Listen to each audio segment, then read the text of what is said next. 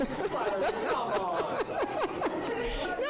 it's great. This is great. Okay, welcome everyone. I am so excited for you to be here to celebrate Asian American, Hawaiian, Native Hawaiian, Pacific Islander Heritage Month. And this is amazing. And Randy, our general manager, is going to speak for a little bit. He can't stay, so I don't want to talk too long so that he can do his thing, and then he has to get out of here. But I just want to say thank you to Linda, who saw me in the hallway 6, 7, 8, well, probably a month after she got here, and she said, we need to have an Asian ERG. And I said, done, you're the president, let's do it.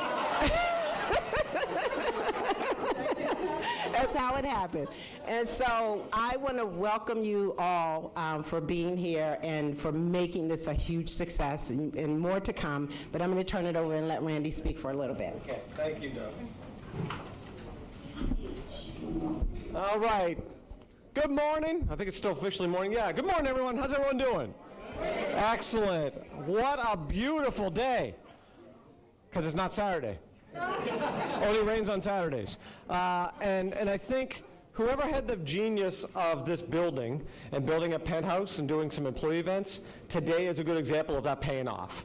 Right? What a beautiful space on a beautiful day to come and join a bunch of colleagues just to socialize and network and interact. And then obviously we're here for a really good purpose as well. So really excited to come with you all and celebrate Pan-Asian ERG, the official launch. So Linda, thanks for, all good ideas need someone to jump into them, right? So that's a lesson learned, how it works in WMATA. Keep doing good work. You'll get more right down your plate. I want to thank your partner, Judd, for being our executive leadership on this. So thank you, Judd. Thank you all for being here. Really appreciate it. Darlene is just doing a fantastic job. And Sherry and I had the opportunity to talk to Darlene and bring her on board. This is a first for our organization. And really talking about, I said, we don't need someone to talk about compliance. We have an entire compliance, and Jen and her team do a fantastic job. I want someone to come in here and help us work with the team and figure out ways that we can bring people more together culturally, more inclusivity, and we talked about the word inclusive probably being even the most important of the DEI words that we want to bring into the culture here, and really make people happy and proud of working here and feel comfortable that it's our place, all of us together, right? It's an organization that, you know, is hierarchical by nature.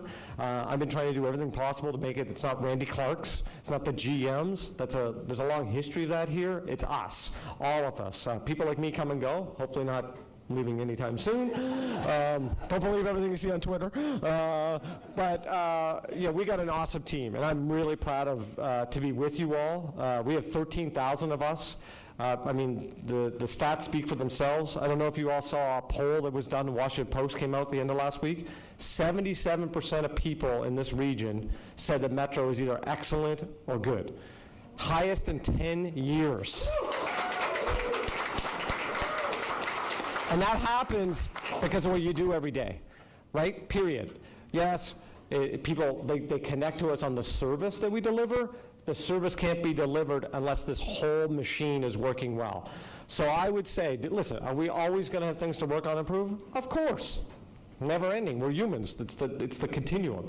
But you should feel real proud about how we're doing everything from procurement to hiring to auditing compliance to bus delivery to capital delivery and everything else in between. We're doing a really good job here at this organization, and I just, every day, I feel really humbled and privileged to be part of the organization. I apologize I haven't been around as much recently, I think for kind of obvious reasons, but I'm getting close to being full-time back, so get ready. The 8th floor is like, oh no. We had this little reprieve, but I'm really excited to kind of get back out in the system a little bit more and see everyone. So last thing I want to mention, board member Santos, I don't see her here yet, but I believe she may be coming. If she is, I just want to thank her. The whole board has been just really supportive of this team and what we're all trying to accomplish together, and again, I know they really believe in this. So unfortunately, I do have to run. I can't.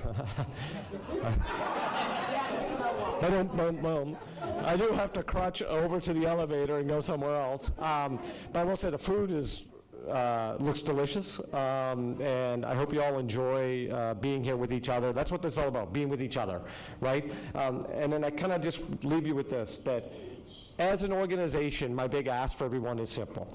Come in, give a good effort every day, and we'll have your back. I think that's a fair thing. But if you see something that's not right, legit not right, so if you got a safety thing, immediately. But if you got something that just doesn't feel right, talk to people. Talk to up the chain of command, talk to someone like Darlene, come and see the GM's office. I don't want people to not feel good about coming to work. It's a big part of how we spend our time on this planet, working with each other, and we should, listen, it's still work, right? Like, I mean, there's a group of people that have kind of stopped working, but, you know, outside of like the function itself, we want you to feel as good as possible coming here. And I think this is an awesome organization that is trying to demonstrate that we really care about people and being kind of the best family we can be, knowing that we still have enormous responsibilities for the community to deliver. So just don't let stuff fester. If you got something, get involved. The more you put into this stuff, the better stuff in life usually is, right? So anyway, another great launch of another ERG, which is fantastic. This is number 6? Six? Hey, it's there. It's a little slow, but it's there. Number 5? Okay, where's number 6 then? Next month. There you go, next month. So, come on, Darlene, let's go. Anyway, so have a great day. Also, we have a great speaker with us today. So thank you for being here. This is going to be really fun. I wish, and I hear there's a great Metro story that I will hear about from other people. But thanks for letting me just say a couple words to you all, and just keep doing an awesome job. And if I don't see you, vacation season is coming up. Use your time, look after your life and your family. That's why you work hard, to also take some time off and enjoy life, okay? Okay, thanks everyone. See y'all later. Thank you, Darlene.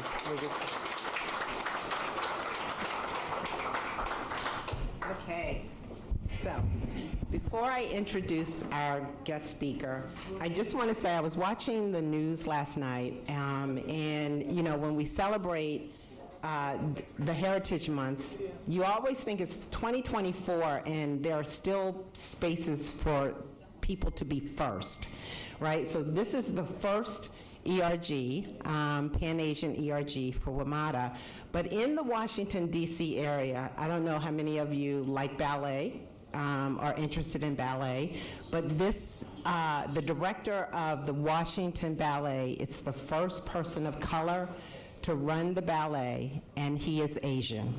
And his name is Jonathan Thorpe. So if you get a chance to check it out, it's like amazing. And I was watching thinking, there are still so many firsts to be had. And when we think about all of our ERGs and what we're doing here at WMATA, it's the first for many, many of us and many of you. And I appreciate all of you who are dressed in your custom, in your cultural outfits. I thank you for that. I am ecstatic about the diversity that's in this room, because when we talk about Pan-Asian, it is not a monolithic community, right? It spans across the world, and Dottie will talk about that. So let me just introduce Dottie for you, and I have no script, so.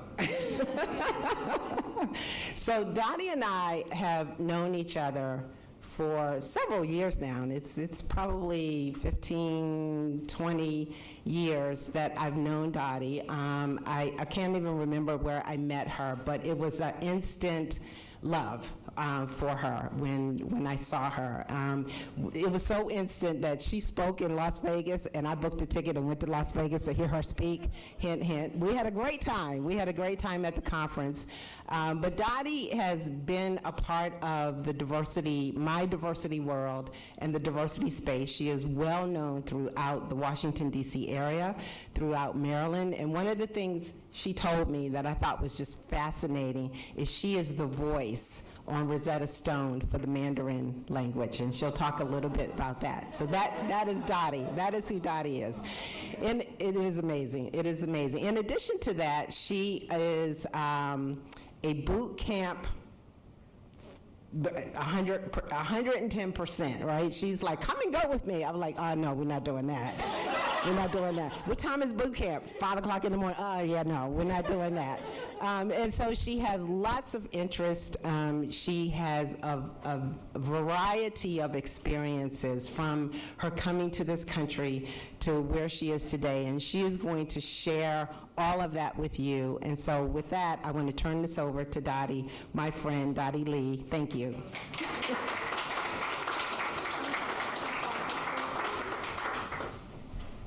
The love is mutual. Miss Darlene. Good morning. Is that still good morning? Oh, good afternoon officially. My name is Dottie Lee. I am so honored and grateful to be here to celebrate AA NHPI Heritage Month with you all at Metro. Who doesn't know Metro, right? We live in this DMV area or metro area that I have a good metro story to tell, so Randy missed out big time. Let me, let me get something going, and I have a click. So because it's Asian American Heritage Month and because it's significant, and we don't get to do that but once a year, and I want to make sure I'm staying on top of my remarks.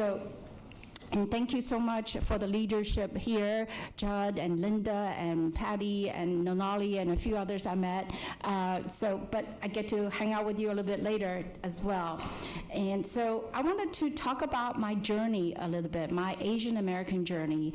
I was born and raised in a tiny little place called Hefei. It's a city of 5 million people. Yeah, it's a small city. Yeah, I'm gonna greet you in Mandarin Chinese, Ni hao. Some of you already know that. Come on, you can follow me. Ni hao, yay! Then you could go home and tell folks that you've been taught how to say hello in Mandarin by the voice and voice coach of Rosetta Stone's Mandarin products, right? So thank you for that, darling. Now, those of us who are described as Asian Americans or Pacific Islanders share a rich and diverse heritage. Here are some of the regions where we come from. India, Pakistan, Bangladesh, Bhutan, Nepal, Sri Lanka, Malaysia, Indonesia, Thailand, Cambodia, Vietnam, Laos, Samoa, Fiji, the Philippines, Taiwan, Japan, China, Hong Kong, Korea, Micronesia, Hawaii Islands, American Samoa, and Guam. Whew, I'm out of breath. See, it takes an entire month of May just to commemorate us, right? Now, speaking of our heritage, we have something, we'll have to know something of the whole range of AAPI history. So I'm going to show you a few things that are important to our history. And we have fought in America's wars and contributed abundantly to this land. We have also been relocated to internment camps and made other sacrifices. So it has not always been easy. The Chinese were the first Asians to arrive in large numbers in the 1800s. Those were dark chapters in our history that I will not get into today. But we have enjoyed many highlights, many firsts. Among them, first evening newscaster, Connie Chan. I was mistaken as Connie Chan in my earlier career. You know, we Asians all look like. So, yes, Asian Americans and AAPIs have come a long way. Asian immigrants have made progress and in assimilation and participation in American mosaic, and we are a growing presence in the federal space as well as the corporate workforce. So let's take a look. Back in 1976, I know you see federal, but we don't have a corporate number per se out there in the world yet. Maybe Ms. Darling being the leader of the space, and she could get some people to do that. So back in 1976, the Asian American participation in the federal space was only 1.1%. By 2020, that number had risen to 7.8%. I got some good numbers of Metro, which is this year 5%, just a little bit below the federal average, but in the corporate world, it might be the same.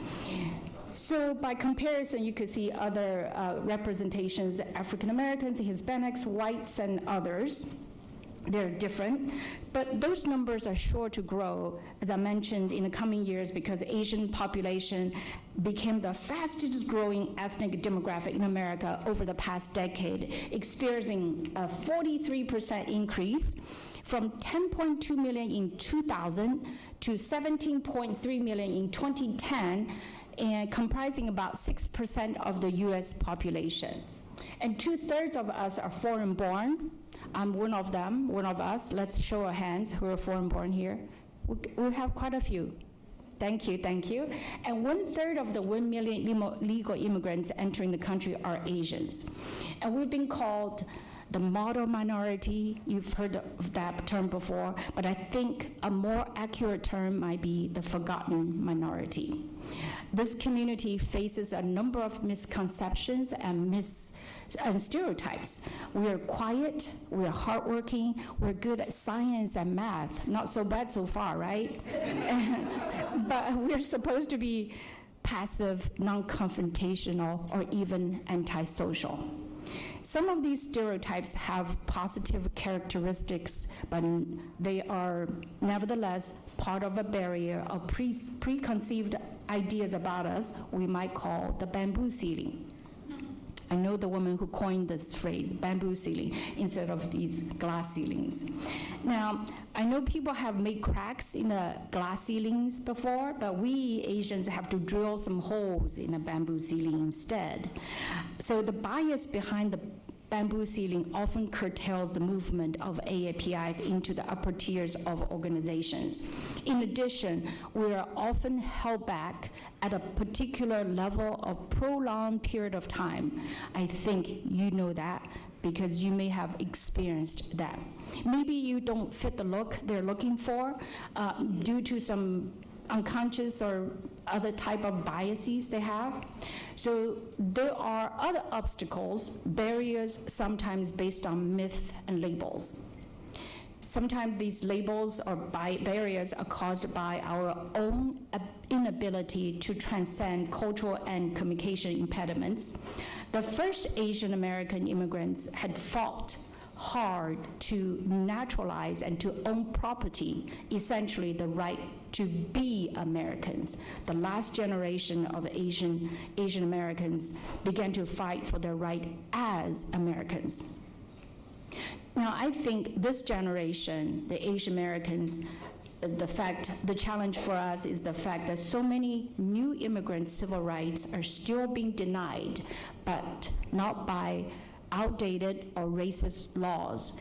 It is because of the lack of communication skills hinders the journey across the bridge over the cultural divide, and that is preventing us from achieving our full potential in many cases. Now, I've had my own issues to deal with since I arrived on American shores 35 years ago. From the cultural shock inflicted on me by Mobile, Alabama, where I first landed, the Deep South, to being the only person from China working at a major television network here, not too far from this way, I think, that way, C-SPAN, to working for the White House in the late 90s, I have come a long way. But early on, I was lost in figuring out how to communicate effectively across the cultural hurdles. I didn't have a voice. Imagine that, the voice of Rosetta Stone, fearing my accent and other communication challenges would be mocked. I didn't know how to play the corporate game because of that, and certainly didn't know how to raise my profile, just like many of the people we're helping these days. Those of you who know me know that I'm no shrinking violet, but in my early days in America, I was not always able to effectively speak up for myself. So recognizing the obstacles that were between me and my goals, I worked hard to address them and triumph over them.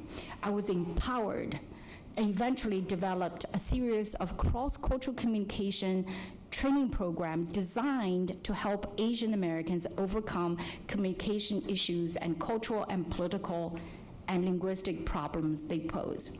Empowering AANHPI community is the driving force of my founding Trans-Pacific Communications more than 20 years ago. Since then, I've worked with federal agencies, corporations, organizations, and individuals to improve our communications. So what I've seen is that many people of Asian American and Pacific Islander heritage see a real and urgent need to better themselves, to increase their participation at various levels in private and public sectors as we serve the public. But many of us need better tools to succeed. The cross-cultural communication tools that are crucial in today's multicultural, multi-ethnic, diverse workforce. I was helped along the way and empowered. So I put my efforts to work, helping others who face similar challenges and situations. And so here are some of the training we have been conducting at many places, including federal folks and corporations. But just a few weeks ago, here, I'm going to go through this quickly.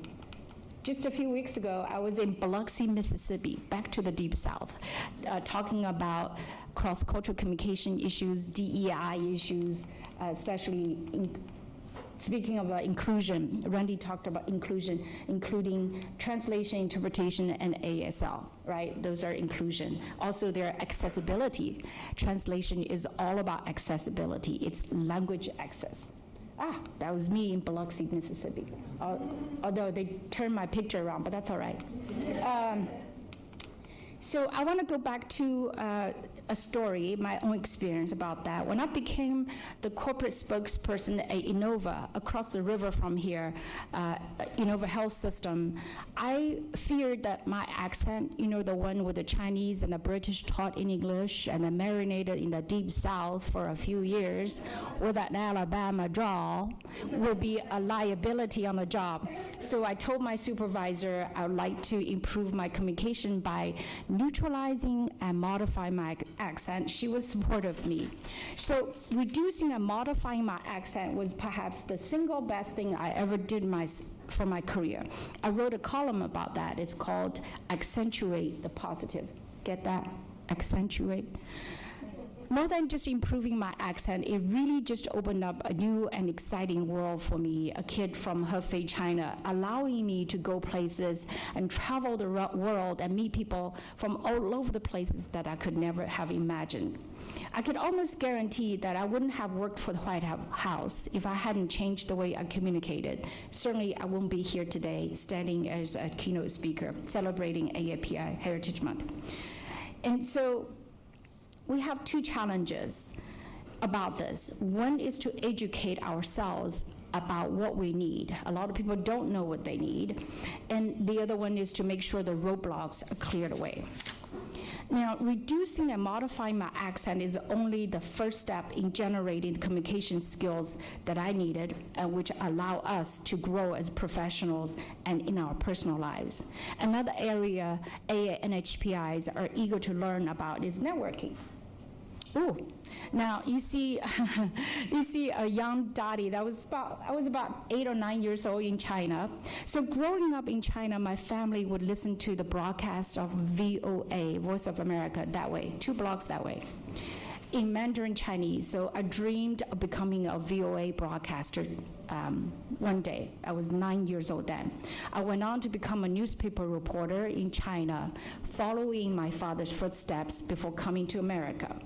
So at University of Mobile, I shared my childhood dream with my communications professor, Dr. Billy Wolf, and he told me that the man who founded VOA lived in Mobile. See, there's a God. He put me in Mobile. He didn't put me in Harvard. So I got an introduction for that reason. I got an introduction to meet Mr. Kenneth Gittens, the man who founded VOA. And Mrs. Gittens saw some potential in this young lady. Well, not that old, but I was in my 20s already. And she said, Dottie, you need to go to DC for a journalism internship. And she bought me a ticket. So I had no choice but to come up here. Now, through that internship, I applied for another internship opportunity at Voice of America right there.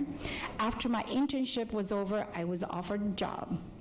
You guessed it, working as a broadcaster at VOA. So my very first job in America was to realize my childhood dream. How cool was that? Woo! I should pat myself on the back. Now, if that 9-year-old could come from thousands of miles away who didn't speak a word of English to America to achieve her dream, you could really do anything you want in this beautiful land of ours, the land of opportunity, and I guarantee you. And what a beautiful journey it has been since then. And I'm sure you have many good networking stories to tell, but I think that was a pretty cool networking story, right? Networked my way to my childhood dream, and then, but there's another one. I have heard people all the time talking about networking and personal branding. I wrote a column about that too. So let's see. Power networking across cultures. I think I've done that training with Darlene in her previous organizations. I wrote a column about that. It's called When a Door Opens, Walk Through It. Now, there's a lot of work, but it's doable. And I see it having positive effects firsthand through our training. Now, let me switch tones. One thing I'm concerned about is that the low participation for ANHPIs in the workplace, not just in the federal space where they have senior executive service and others and so on and so forth, but in the corporate world as well. So solving this problem requires a coordinated effort from leadership, management, diversity office, affinity, and employee groups themselves, and the employees as well. So I'm so delighted that you guys have your Asian ERG. So thank you again for your leadership, Darlene and Judd and Linda and the others in this room.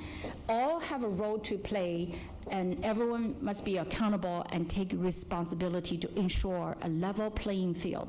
And that's what helps support a diverse and productive workforce and a fair and inclusive work environment free from discrimination and harassment. Now, as I look back, I have one thing in my career I'd like to highlight. Now, first I have a question. Who's responsible for my coming to America? It's not my father, and it's not even me. It's this man, the 37th President of the United States, Richard Nixon. And now I was a young producer at C-SPAN at the time. He came to do a book interview with the man in the middle, the founder of C-SPAN, Brian Lamb. And so he had a book, Brian interviewed him, and it was called Seize the Moment, which was a phrase taken out of Chairman Mao's poem. I did have a meaningful conversation with Mr. Nixon. I thanked him for bringing me to America because he opened the door to China, right? So people like myself could come. And at the time, I had no idea, just a few short years later, I would work for another president. So fast forwarding to my time working for another president, the desire to be part of a community, to be a part of something distinctly our own, has been a powerful force in human history.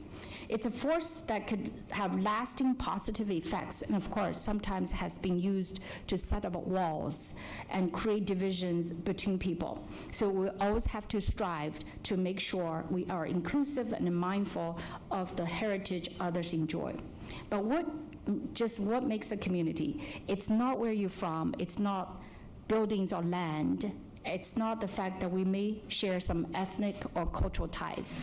A community is spirit. That's what holds us together, and we hold on to that spirit of community even as we take our place in this wider world, contributing to and benefiting from the best country in the world. Now, here's an example of what I mean by spirit-defining community. Back in the days, in the 2000s, during the second term of the Clinton administration, I traveled around the country and the world handling media events assignments for the President and First Lady. That means I was on the events team, worked to set up presidential events to make sure the message the President wanted to communicate was successfully delivered. The work involved logistics, security, planning of precise movements, creation of backdrops, and managing large events. It also meant understanding the needs of the White House press corps to ensure they got everything they needed. It also meant you got to tell the leader of the free world where to stand and what to do sometimes. Pretty cool. Now, as part of a swing through South Asia in 2000, President Clinton planned to visit a remote village in impoverished Bangladesh to highlight the work the U.S. has been doing in helping people there. So for days before his arrival, we worked with villagers who were so proud of the community to get everything ready. As you can see, we're building this stage where the president would be speaking from. Now, we had to balance the needs of a trampling horde of people, media people, with the fact that the village was such a simple, basic setting. Infrastructure was too grand a word to describe here. And this lady, in her own little hut, which would be wiped away by the monsoon, and this lady got some fish from the river down the street, perhaps the only meal for her for the day. So as you could see, they were very poor by American standards, barely above subsistence in some cases, but they were so rich in their joy of life and the warmth which they enveloped us with. The visit by an American president was by far the biggest and most exciting things and important things that could happen. But the afternoon before his arrival, we got word that the event was canceled. Yeah. Okay, got you. So we had to scramble. The president couldn't come to the village, and we have to bring the village to the president.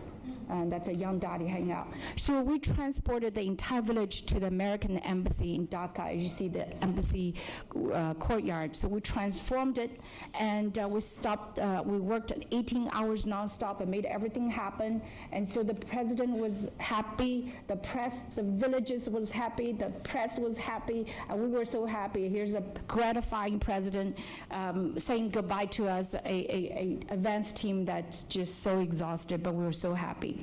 Now, if things had gone off according to plan, I might have the faintest memory of such countless events, but that memory of that culture, of the spirit, had remained with me all these days.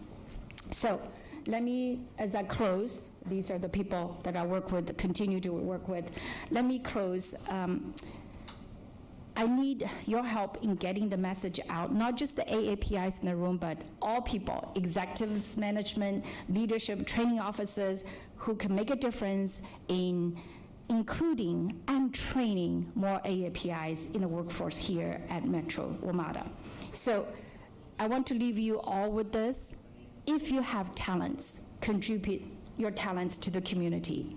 If you have time, offer your time. If you have money, donate generously to community causes. Most important of all, give your heart to support and empower our community. By doing so, we'll be more fulfilled in our profession and I hope in our lives. Happy Asian American, Native Hawaiian, and Pacific Islander Heritage Month. So I'm thanking you in many, many languages. Thank you again for having me.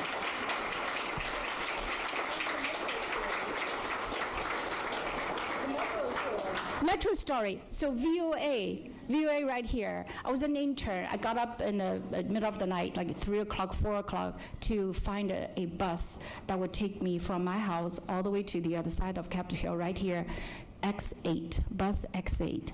One day I was behind bus X8 many, many years later.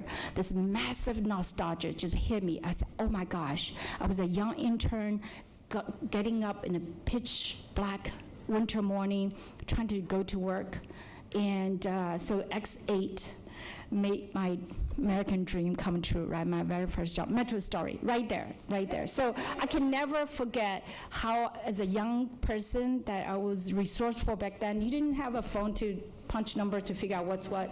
I was resourceful enough to find X8 that literally picked me up from my house and dumped me half a block before VOA. I was able to get to work on time and did a kick-ass job, and they offered me a position.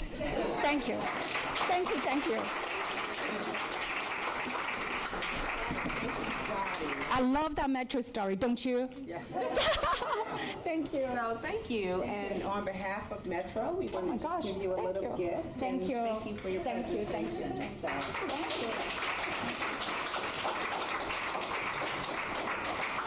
I'm so grateful. Thank you again.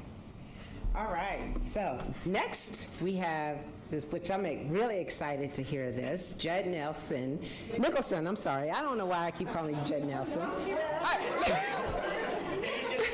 Okay, you can stand in for him.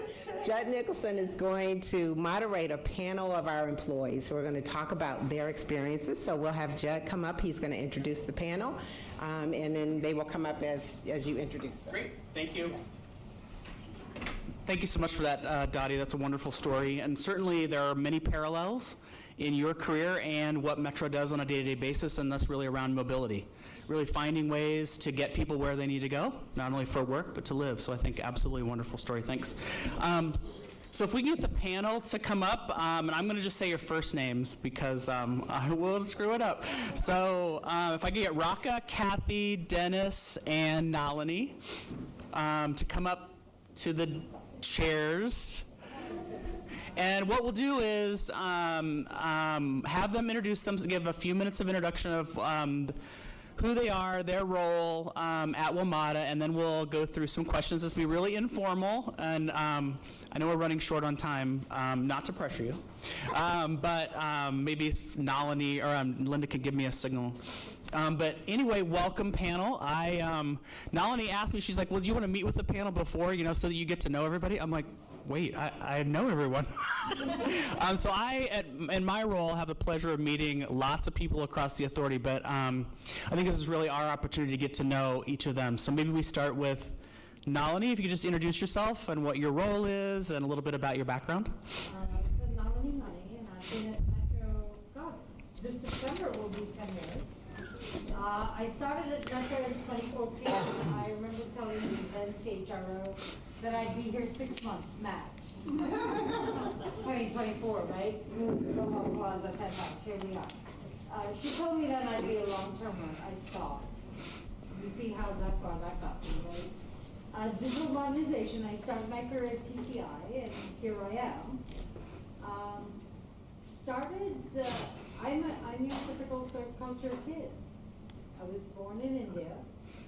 I lived in 7 different countries before I came to the U.S. to go to college. It was the Indian dream, if you will.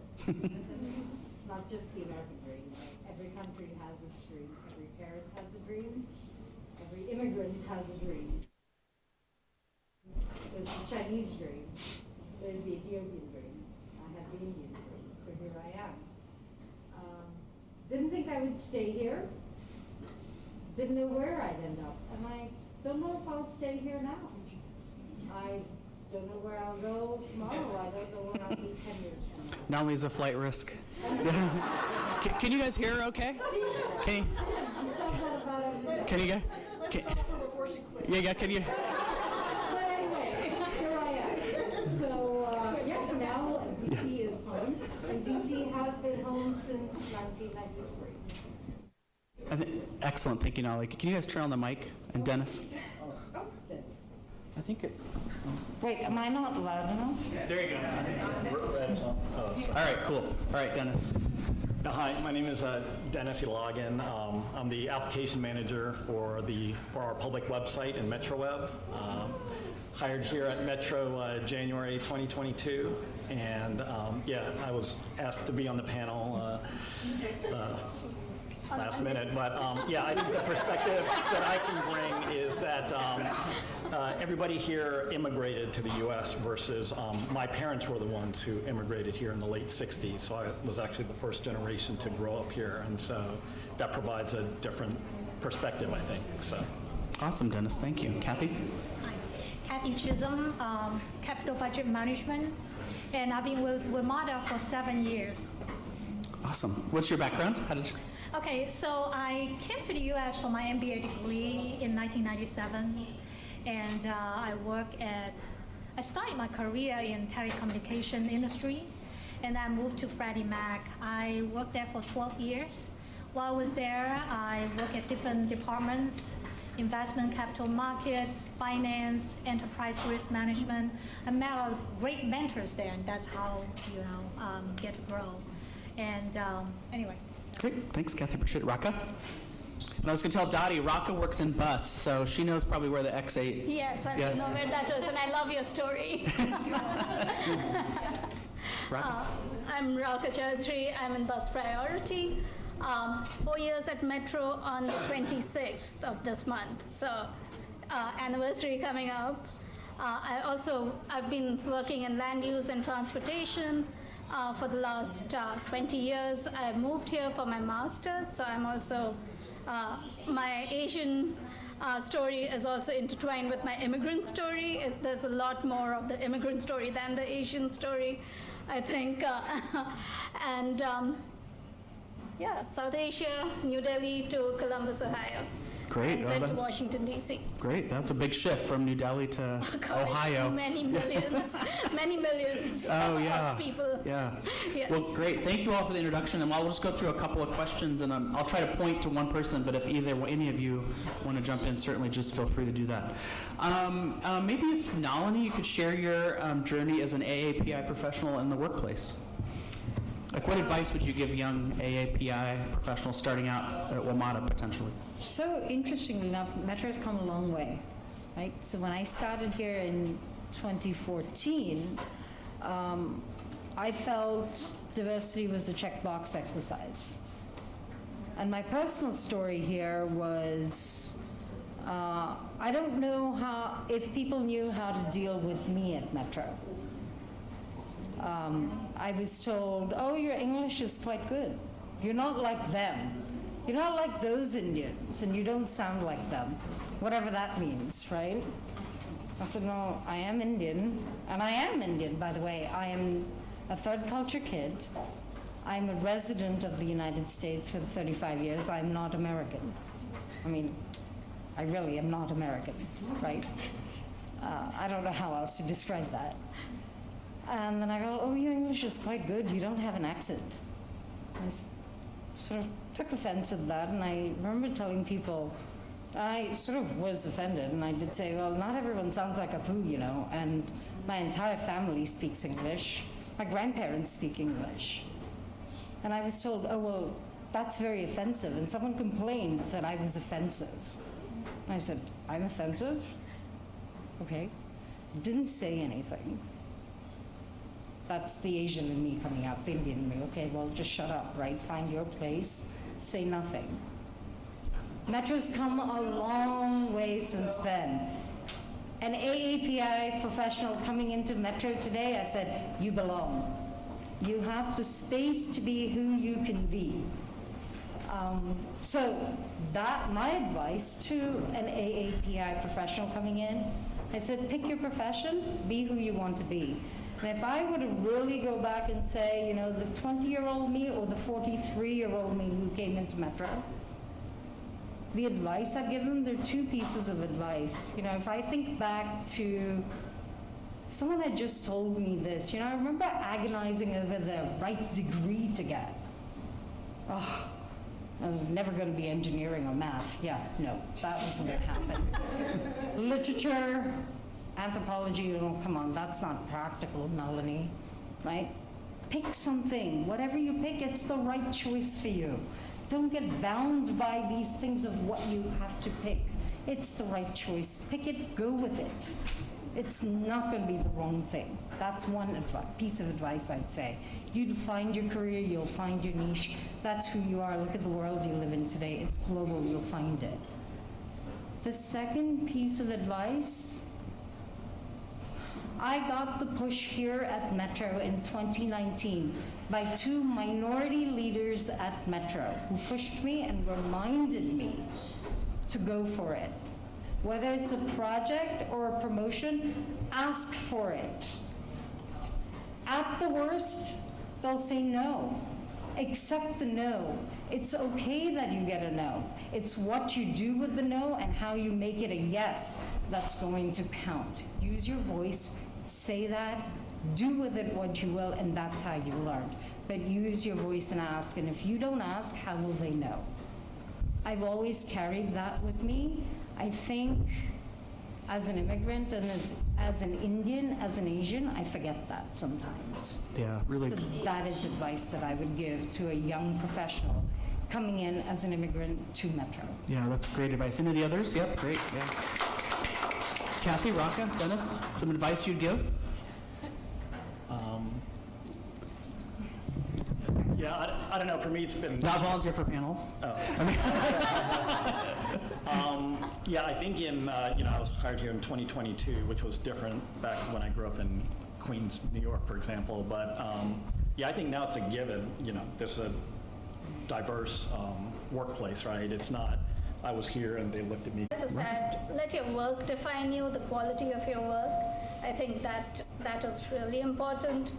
And I say that to everyone on my team as well. Just make sure that anything you put out there, you're not embarrassed by it later. You're proud to stand by your work, and as long as you do that, I think that's basically been my strategy all along, and that's what I keep doing. And I think that's what I'd advise everyone, regardless of where you come from. Like, let your work speak for you. Yeah, I think it's really, workplace.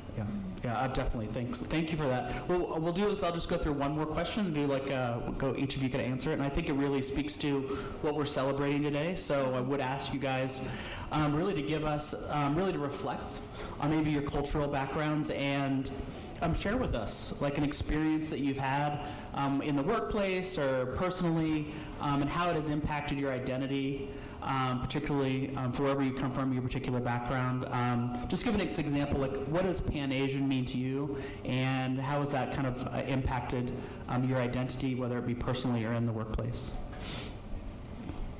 Who wants to go first? Raka? Wait, no, we start with Nalini. I feel like I would give Nalini. And also Nalini gives the best answer. We were talking about this. She sets the bar too high.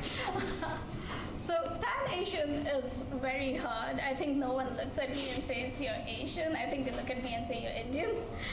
And I think because 1 in 5 people around the world is an Indian, I think it's really hard for us to be anything other than Indian, even when you're American.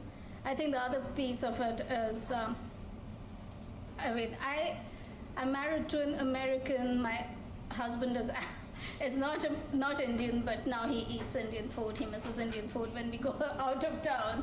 So I've managed to bring him along culturally. My parents come stay for a couple of months, all of which I think is on the East Coast. There's so much diversity. There's so many foreigners and immigrants that I think it's much easier. It wasn't as easy when I moved to Columbus. I think the community society is a lot more insulated, so it was much harder. I was also a very new immigrant at the time, so it was definitely harder. And then I'd say route, no one understood. Now I can say Route 50 and Route 66, and people get me. People understand it. So I think I don't know whether it was 2 years in, I finished my master's and I moved here and things got easier, or whether it just is the geography and the exposure of people around. But it's all, yeah, I don't know what your question was, but I think I've answered.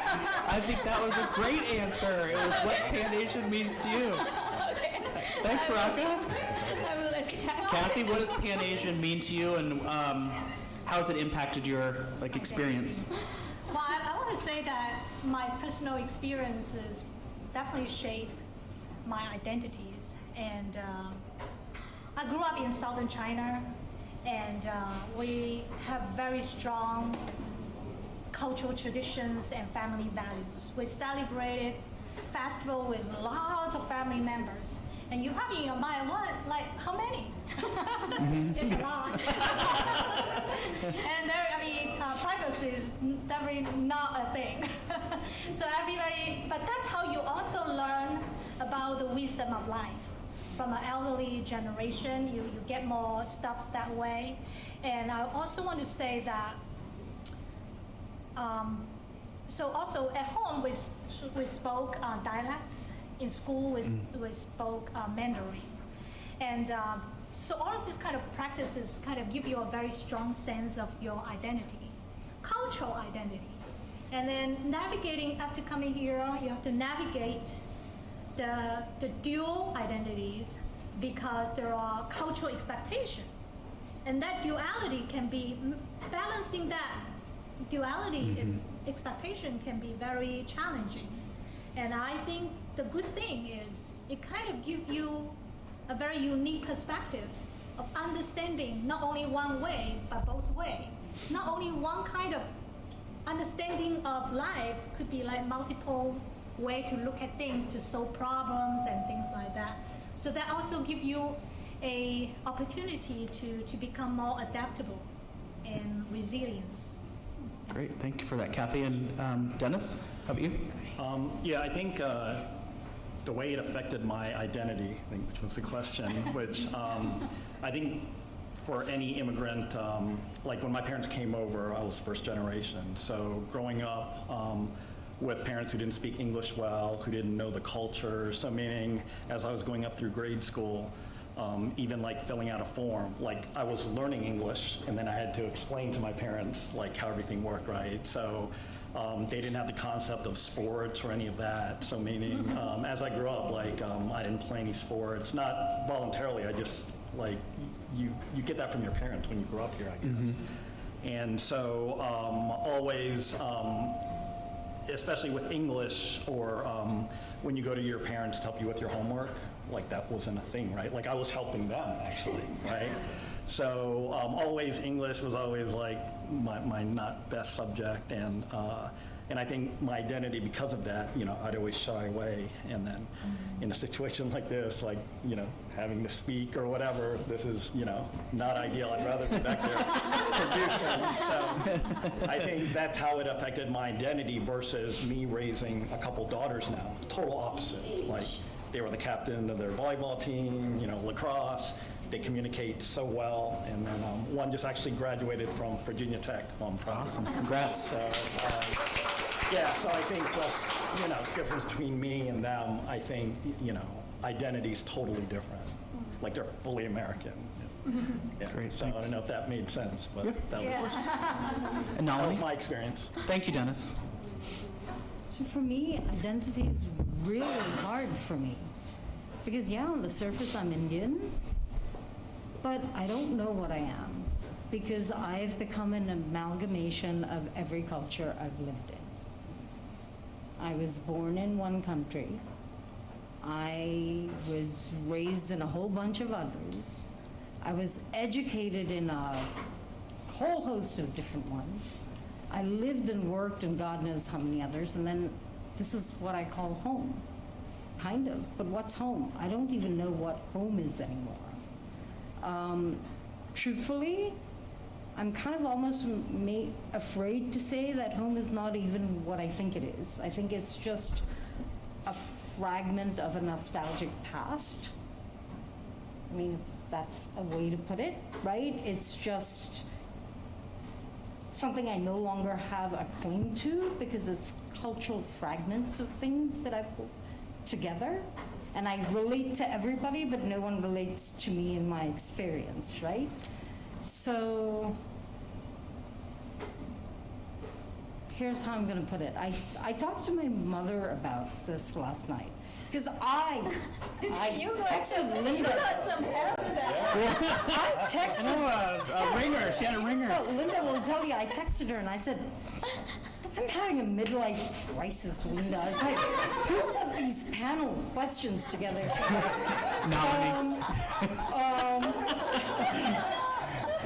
Right, introspective. I called my mom and she's like, you know, maybe it's your mindset and what you make about your connections and your experiences. And I was like, maybe that's what it is. And maybe identity and home is just what it is. It's what you make of it. And then I was like, aha. So I picked up a book. It's one of my favorite authors who's also a third culture kid. And by the way, you know, third culture kid, it is a real thing, right? There is a displacement that comes with people like me, who we're all over the place. And people say, where's home? Heck if I know. Because when I go back to India, I'm Indian. I'm not Indian even at home. People are like, well, you're not Indian. You're one of those non-resident Indians. You're not Indian. Dude, I'm Indian. My family's here. I speak the language. I look like you. I dress like you. And I'm more Indian than you are. What are you talking about, right? So I pulled out a little quote that I just want to share because this hits home to me, and I actually, if I can find the darn thing, because I did actually write this out somewhere. But I do want to read out to you. So this is what he actually really said. And I printed out somewhere and I wrote it. I can't find it. But he said something about where, I can't find it. But when I do, maybe I'll share it. Yeah, one of we these can share it days. with the When I group. can find it. Well, we're glad to have you as part of our WMATA home. It's somewhere. But he's an author called Pico Iyer. Go Iyer. Yeah, he's fabulous, fabulous. Oh, here's what he said. He says, this is what he said. There we go. He says, and this, I picked it up, and I said, this guy's encapsulates what he said about identity, right, and who I am. He says, growing up with 3 cultures around or inside me, I felt that I could define myself by my passions, not my passport. In some ways, I could never be Indian or English or Californian, and that was quite freeing. Though people may always define me by my skin color or accent. But also, because I didn't have that external way of defining myself, I had to be really rigorous and directed in grounding myself internally through my values and loyalties and to the people I hold closest to me. So maybe that's what it's about, belonging, and what my mom said about the people you hold closest to you and the experiences you put together, and that's what identity is about. Excellent. Well, thank you, Nalini. Thank you, thank you, Nalini. Thank you, Dennis. Thank you, Kathy. Thank you, Raka. We appreciate you, your honesty, your openness, and your courage for sitting up in front of this group of people. So thank you so much. We really appreciate it. Give them a round of applause. Great job. So I have the honor of closing this amazing event. I'm trying to, like with Darlene, this means so very much to me, and I'm so gratified to see all of you come out today to support us, especially our allies and the other ERGs. I want to say a couple of quick words of thank you, but before I do that, I just want to share a personal reflection. This ERG means much to me personally, because I feel like, well, I know my parents and my grandparents made huge sacrifices to ensure that I had the future and that I could be standing here in front of you today. So I feel like I owe it to all of them and to all of your children, because I don't have any, to make sure that we continue to come together to form a unified community and to support each other and to lift each other up. And I think this ERG is the very first step in that. So I want to give a giant round of applause to Darlene Slaughter, to start with, without whom this would not be possible. When I ran her down in the hallway, I really wasn't sure how this was going to turn out, and I really didn't anticipate being the president of this thing, but I am very grateful for that opportunity. I'd like to thank our amazing panel members. That was fantastic, and I want to recognize my ERG co-leaders, Rajan, who's my co-president, Pariza Vahidi over there, who's helped to organize it. Hannah is somewhere back there hiding, and of course Nalini, who organized a lot of this. I want to thank Lawanda, who helped us put this together. She's hiding somewhere in the back too. Oh, there you are, right there. And our wonderful AV team and everybody who made this event possible.